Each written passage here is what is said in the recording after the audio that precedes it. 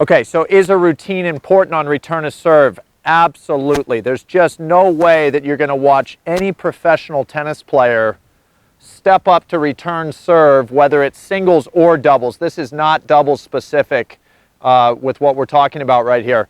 Singles and doubles, every player you see on tour is going to have a routine that you can notice each and every point. They want something that they can latch onto, that they do over and over. It's just a really great way to prepare and be prepared to hit best return possible.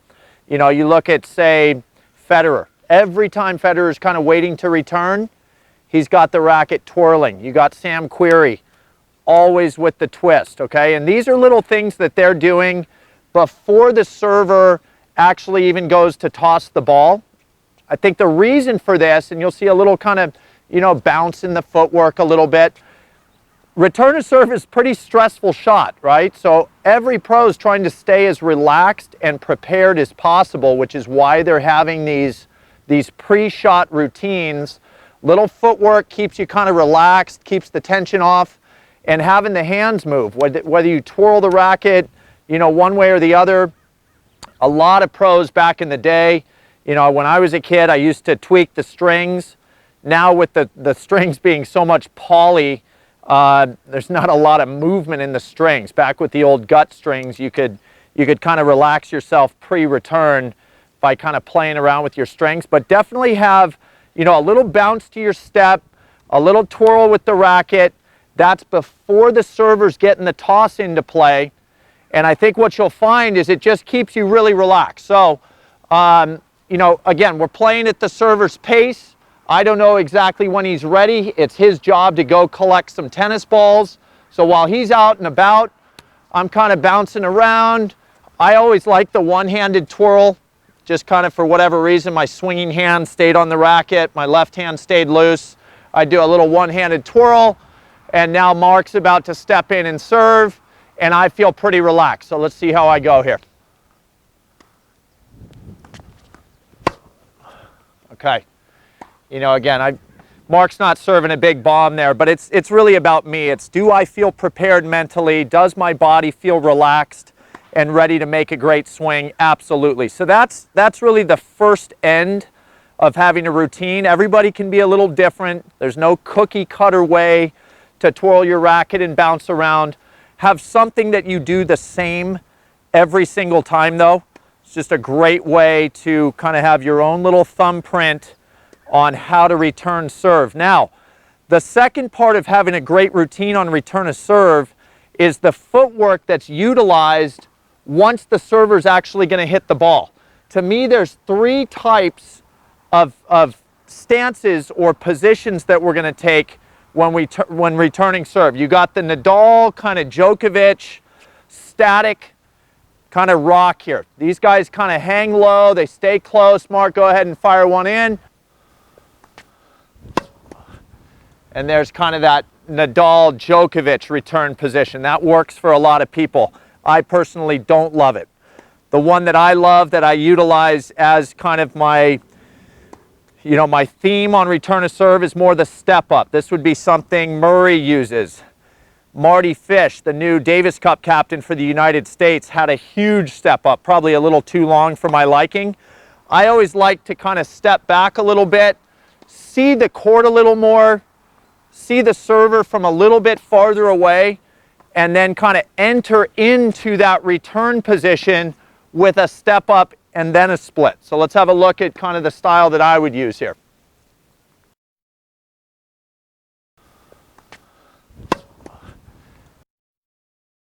Again, for my personal reasons, seeing the court from a little farther away, I love that style. But don't mix and match those. Again, this is about having a routine that works for you in the ready position, whether you step up, go stagnant. The third one I was mentioning would be this one. This is for all you real ballers out there.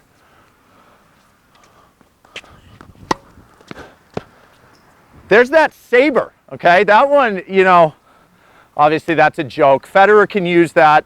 To me, there's really just the two. It would be the stagnant, kind of low rocking start, or the step into the court and split step start.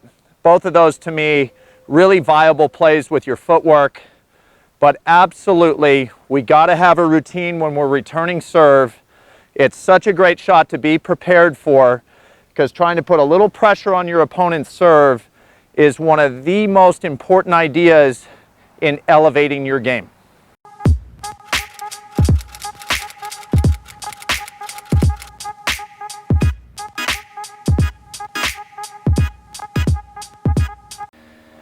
All right, so how do we avoid kind of chipping our backhand return all the time? And it's really starts with the grip, obviously. I think it's very common, and I find myself doing this too, simply because I really trust my slice. But even if you don't trust your slice a ton, it's very common to start to see this backhand return come in, and we're, generally ready in a forehand grip, and here comes a backhand return, and we just go to continental. And continental is obviously a shorter distance from my forehand grip than it would be to go all the way to Eastern backhand. So I think sometimes the panic, the lack of preparation, we take the short route to continental and we're ready to just chip the ball back. Obviously, the other part of that is we can just absorb whatever spin or pace is coming in with a slice and feel like, hey, at least I'm going to make this ball. So let me show you, where my mentality is at when I am just planning on hitting a drive backhand. It's just full grip commitment. That's all it is. I'm starting in forehand, and any backhand that comes, I'm not allowing the thought of a slice to creep in, so the racket is going to make a full transition into my Eastern backhand grip. Mark, serve it in for me.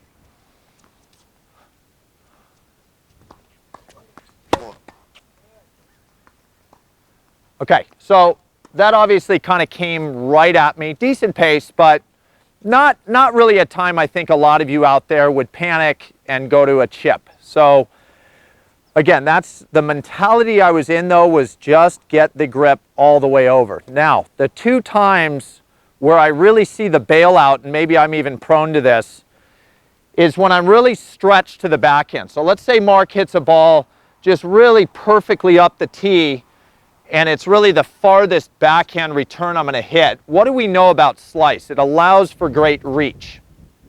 So that's a time where I see this a lot. So again, this is about overcoming these tendencies we have, or these habits to just go to chip. So I'm going to see if Mark can really bomb one up the tee on me.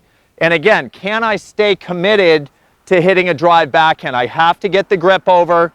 And, again, that ball, I can actually, I don't have to cut into the court against a down the tee serve. I can actually play behind the baseline, which saves me a little bit of time, which means I have probably some time to still get a drive backhand off my racket, okay? Let's go. Oh. All right, so, not totally stretched, but again, I'm moving to the middle of the court.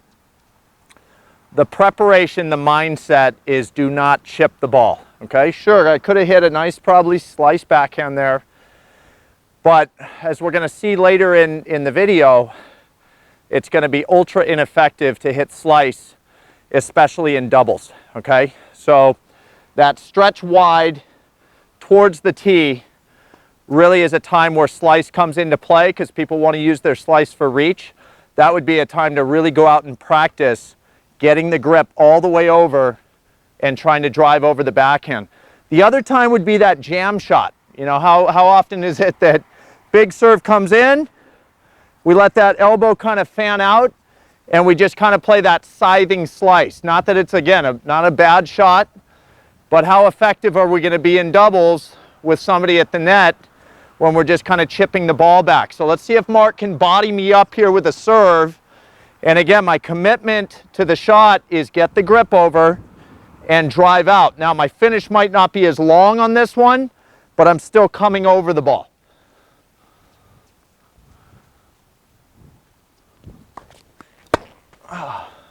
Okay, so again, good serve by him. I'm jammed up, but rather than chip out, try to come over hit. A little bit of a miss hit, but again, I just think that's, as we're going to see in a minute here, it's going to be so effective in doubles to have the option of driving the ball with topspin and a little more pace to neutralize the net player, okay? So with that being said, come up to a doubles net position, okay?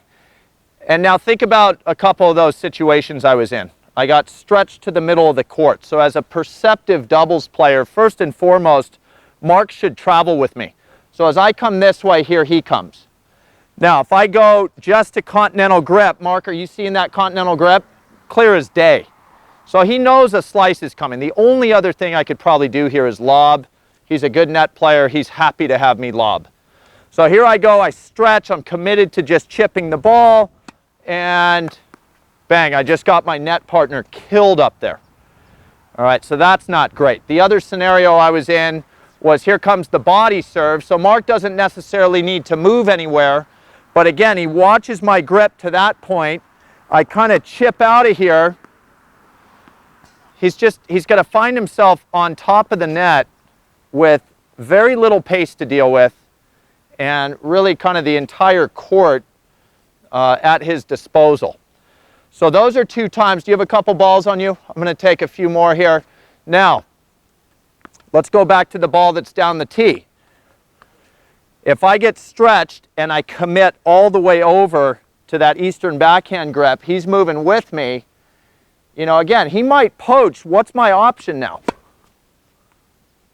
If I wanted to go back behind him, I have a topspin drive backhand that has enough pace, enough oomph on it to get by him. You have one more ball on you? Okay, and now the jammed up shot, you know, again, what's cool about this is I can at least put some pace on him. Let's say I go back at him and I kind of hit out. At least I'm in play for that next shot, and if he does go at my partner, they're not going to deal with probably the crispest, firmest volley they've ever seen. And that's really the key here on the return is I don't want the net guy to take out my doubles partner on the first ball of the rally. All right, so really important idea there. I'm not saying never ever hit a chip return or a slice return, but know those times where you're really prone to it, and especially when you're out there playing doubles, you have to avoid those situations because your partner just cannot defend themselves with a solid net player who's seeing a slice return into their first volley.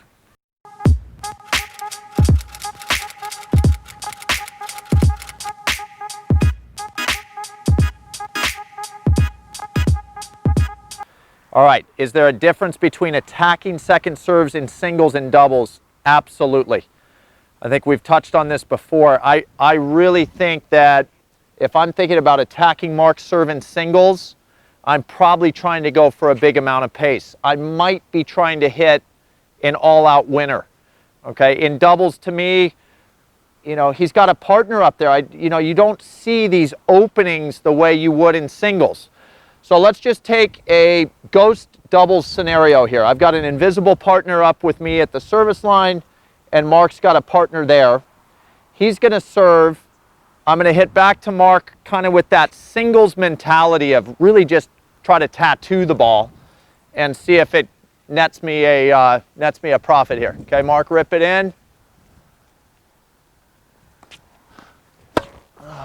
Okay, super common in doubles to see that huge swing going for a winner in doubles off a second serve because the opening's not there. There's a guy in my way, so what am I thinking? I'm like thinking I got to go through him, and then I miss the return.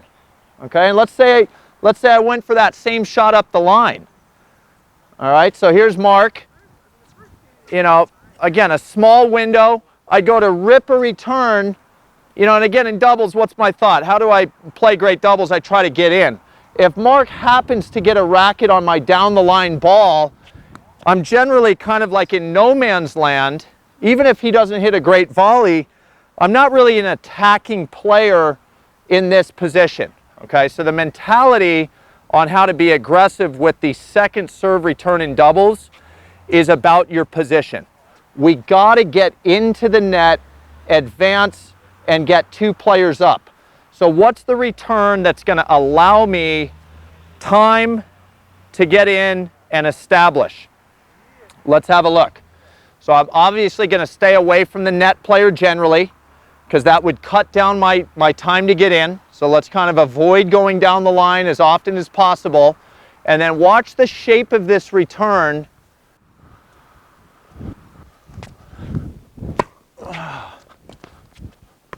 Okay, so here I am.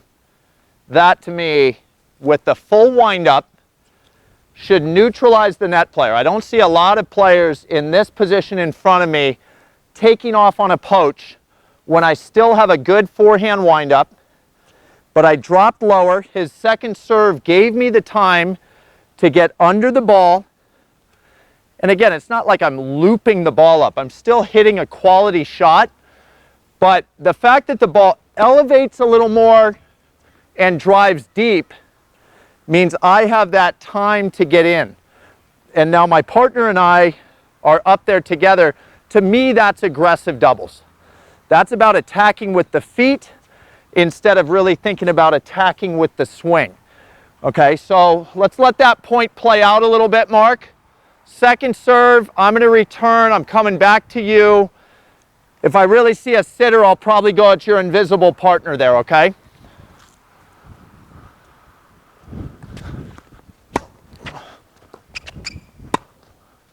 Okay. Now that would be time to go down the line. More with your volleys, more with an attacking volley than with this huge forehand or backhand swing, where a lot of times to me it's hit or miss, because the window of opportunity in doubles to hit a winner is obviously much smaller than in singles. In singles, there's a lot more court for him to cover, and I can confidently hit away from him and not feel like I'm going to miss. Okay, so generally overall, think about the aggressive attacking return in doubles being more about footwork and positioning forward, and match the type of swing that allows you to advance and get comfortably in to play great net. Okay, now, little bonus feature on this idea. What if my server on the other side hits a second serve and serves in volleys, okay? Now, a lot of you out there thinking, well, who's second serves and then serves in volleys? To me, again, the second serve takes longer to get into the court. It actually gives the server a little more time to get in. I probably I serve in volley more on spin serves than I do on flat serves, because I have more time to get in. So it's actually a viable play for Mark to hit the second serve and come forward. So now, would I want that loopier, deep return if he serves in volleys and he's about there as the ball's getting to him? Probably not. Because Mark, where would your racket be on that? Yeah, he'd have a high volley at that point. So this would now be the time where Mark's feet are kind of my desired effect with my return. I now want to get the ball down low to his feet, so he has to pop something up. So let's see if we can put this into play, Mark. Second serve, serve and volley for you. Now I change up my idea of aggressiveness. All right, so there's our two options, right? It's be aware that if your second serve coming in, the server staying deep, work that ball loopy deep, advance attacking style into net. And if you notice that they're serving and volleying, now the idea changes. We get the ball down to their feet, looking for maybe a missed volley, maybe a pop-up that my partner can just step in and crush a volley. Okay, so that's how we're going to be aggressive, returning second serves in doubles.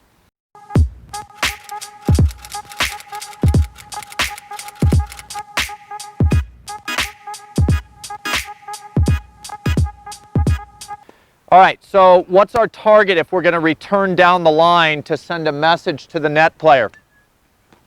I'm a huge fan of body. Okay, so look, the point of doing this is they've either poached a ton. I've seen Mark over and over come crossing by. I've got to make him respect the fact that I might go line once in a while, so he's not just clamping down on my cross-court return, you know, or he just looks way too comfortable up there, and I've got to send a shot at him to hopefully put him a little bit on edge up there, maybe back him off the net a little bit. So I love body for a couple reasons. One, to me it's a little more intimidating on Mark's end, if I rifle a ball right at him, you know, look at him, he's, you know, kind of backing off that ball. It's intimidating for him to have to protect his own body compared to seeing a ball to one side or the other, whether it's a forehand on the poach or his backhand when he's covering that line volley. To not see the ball come right at him when I put a decent amount of pace on it keeps him more comfortable. So that right off the bat, if I body him up, should scare him a little more. Secondly, my margin for error, if I hit straight at Mark and I miss Mark by a little bit to my left or a little to my right, I'm obviously still in play. Where if I start aiming away from him on this side and now I miss it a little bit, now I might be dealing with a ball that actually goes out of bounds. So right off the bat, when I go up the line, I love going body. Now, if I did want to hit a passing shot, I actually don't even love the single sideline, because Mark, from right there, stick your racket out to backhand. Perfect. His racket is right on top of that sideline with one step of court coverage. All right, so if I try to thread the sideline on the single side right here to Mark's backhand volley, you know, he's got one step of coverage to hit a backhand volley. Even if I hit that with more pace, it probably makes it easier for him, because at high levels, just hitting a nice reaction volley is not that tough. So to me, option number one is body. I don't even hit to the single sideline ever. I just don't think it does that much for me. If I want to hit a passing shot, I'm going to actually aim for the middle of the alley, because now Mark's racket does not reach out, cover the middle of the alley. And again, a passing shot by nature is a little bit risky, right? So I've got to take off a chunk of court, but even still, in the middle of the doubles alley out here, I've got a little margin for error where I miss slightly right and I'm still in play.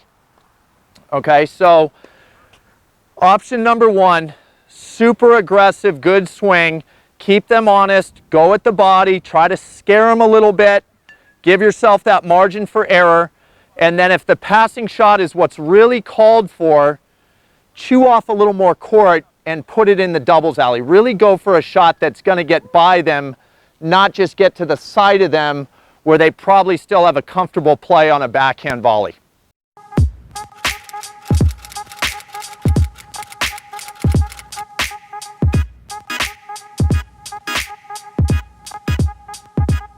Okay, so how do we practice return to serve? Honestly, I don't really have any drills. It really takes a partner that's, you know, seeing the value in taking 10 minutes where they serve to you, you're getting return practice, and then you return the favor, serve to them for 10 minutes. I mean, of course, you guys could go out and for 1 or 2 minutes, you know, work on your split, make some shadow swings. Obviously, I always find value in just practicing your technique and maybe having the rhythm of stepping up into your return or starting in that static position. But all in all, the practice really comes from having to meet the ball, right? And barring the fact that you might have a $10,000 ball machine that can hit down into the court, there's nothing that replicates the ball moving downward into the court at the speed that a serve comes in the way a serve does. All right, so it really just comes down to, you know, maybe talk somebody into it. Let them know how valuable the return is. It's one of the most important shots in tennis. That and the second serve, most likely. Show them the value of that. Maybe pay a guy. Maybe pay a high school or college kid that's around your club that needs some extra cash. Give them $20 for an hour and have them serve to you just both sides, different types of serves. Get those reps in. There's really no drills, no magic tricks I can tell you, except for that you got to go out and have somebody serve to you to get that ultra valuable practice.